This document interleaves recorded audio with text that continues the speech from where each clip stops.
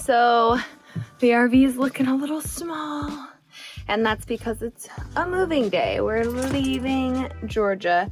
But before we can do that, we had a little bit of a mishap. 3 days ago, we were working in the RV. We heard this loud pop, and Adam went outside to investigate, and our passenger side rear jack, the spring on it had snapped. So basically, and we weren't doing anything with it at the time, it's just old and rusted out, and it basically just snapped under the tension. So we just basically wanted to kind of show you guys how we're doing this, so that hopefully it can help you out if this ever happens to you.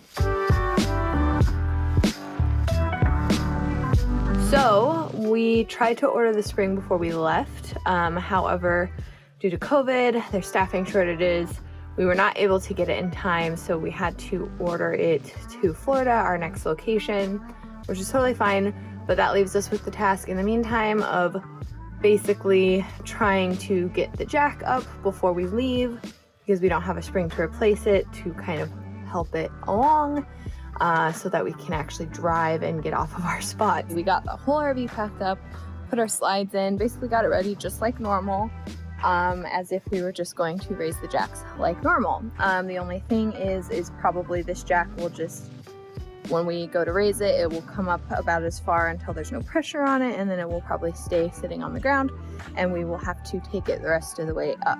So I will show you what we got to do this. So the first thing is we got 2 different pry bars. Basically we got like a little short one so that it can go under, like our RV is actually pretty low to the ground, so we're not gonna have that much room to kind of finagle. We got some utility wire. We're gonna wrap the wire around the eyelets at the top of the jack and on the plate. This wire is for a 75-pound load, but we're obviously gonna wrap it through a couple times. There should be plenty here to do so. Got little snips. We got 2x4s. Actually, the person at Tractor Trailer Supply told us that these were just like in the back, that they just throw like their extra loading materials back there when they're done with them. So we just went and got these. So we didn't pay for these. There's still nails in them. If we decide to use them, we might have to take those out. I don't know. But I kind of had the thought too that we have all these jack pads that are like shorter and we can do in smaller increments. Might be a little bit easier than the 2x4s actually. So we might just go ahead and use those, but no big deal. We didn't spend money on this. We just got them extra. I'll show you the spring itself. So there you go. You can see right where it snapped. The top of ours has this bolt holding it into place. Some just have like another eyelet like that at the top. All right. One piece down.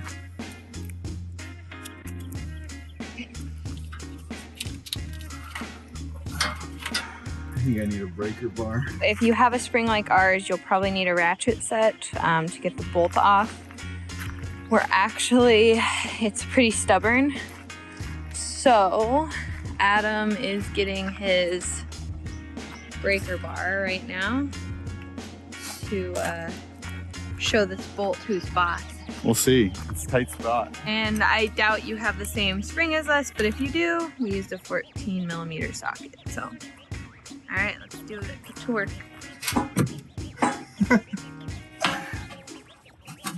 Like butter. Like butter. That is a long bolt. Whew. Where's the top of the spring? That's where it snapped. Let's see where it snapped. Just couldn't do it anymore. Right on the threading too. I wonder if I had to do with that rust. Probably. Either way, we probably need to replace all of our springs now. I was gonna say, if one of your springs goes out, it's probably an indication that all 4 of them need to be replaced, not just the one that went out, right? Yeah, our RV's old. When we're initially retracting them, he's not gonna be under the RV, just while it gets sort of like its initial settle in. We're gonna wait for that to happen, and then he'll go under after, and I will continue to hold the retract button while he tries to use the pry bar to jack up the jack the rest of the way. Great. Blue, watch out. These guys are ready to go. I know.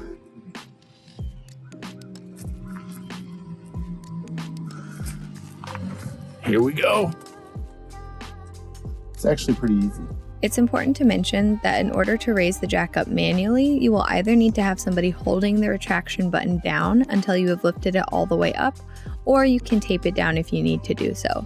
Some hydraulic jacks can be put into a manual mode as well.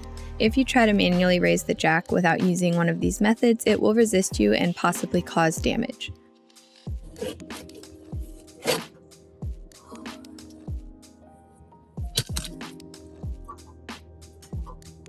It doesn't feel like it's doing anything. It feels like it's saying.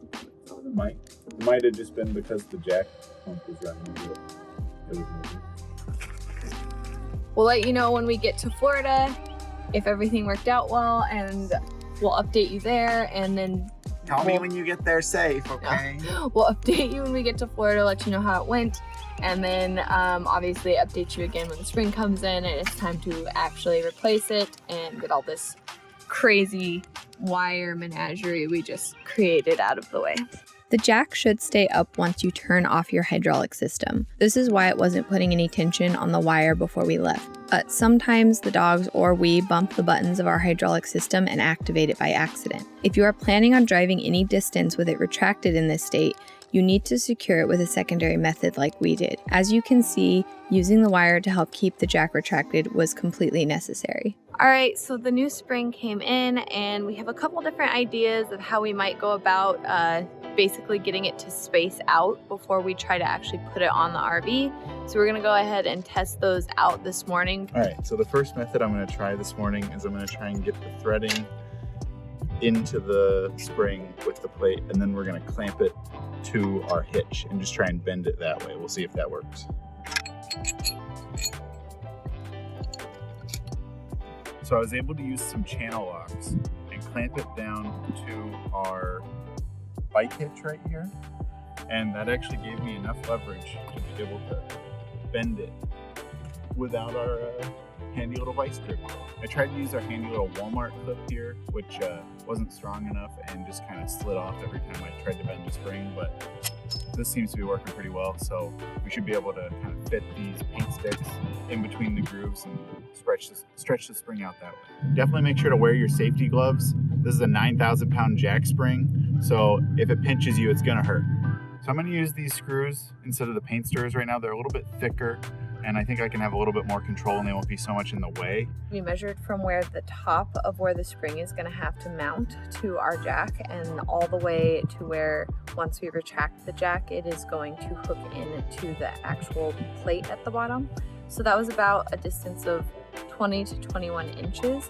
And the spring itself right now is only about 18 inches. So that means we need to get some spacers in there that equates to like 2.5 to 3 inches at least to minimize how much we're gonna actually have to pull on it to get it to hook to the jack itself. Okay, so now it's closer to 19, so we're getting close. So what we were going to do was remove our bike rack. We were going to screw our spring into our hitch mount, because there's a couple different spots that we could do that. We could bolt it to the hitch mount, and then we were going to put our ratchet around this hook, and we were kind of debating like what securing mechanism we were going to use for the ratchet, but essentially try to secure it and ratchet the spring open to create equidistant separation between the coils and the spring, which we thought might be a little overkill since we don't have to spread out the spring as much as we initially thought.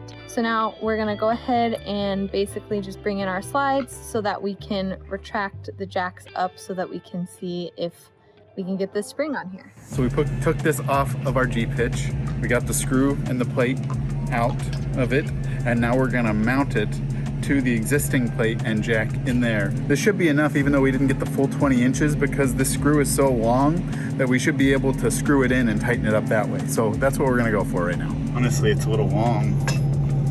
Oh, really? Yeah. But it should work just fine. It looks good.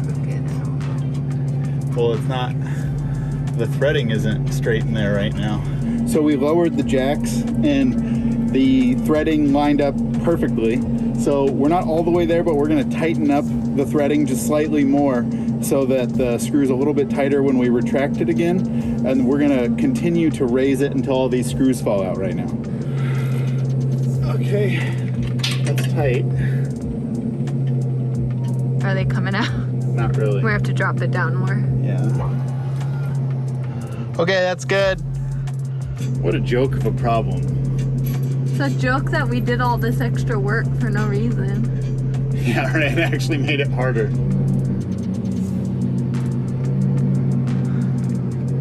Nice. All right, guys, we got our spring on our jack with a little more headache than it looks like was actually necessary. And I think it's just because most of the videos we watched had springs that had hooks on either side. So they didn't have that extra leeway with having the bolt or the screw or whatever going through the top of the spring. So that really helped us out. So if you have our style spring, don't make the mistake we did. See if you can get it on without doing all that extra work. But if you don't have our type of spring, there you have it. That's how you get some screws in it to Here's how not to do it. That's how you get screws in it to elongate it if you need to, which a lot of people needed to for their springs. Just wasn't necessary for ours. So yeah, I guess double check yourself before you work harder, not smarter. So anyway. That'll do it for us, guys. We appreciate you watching this video. Hopefully it's helped you in some way. And as always, thanks for traveling with us. We'll see you next week. bye guys.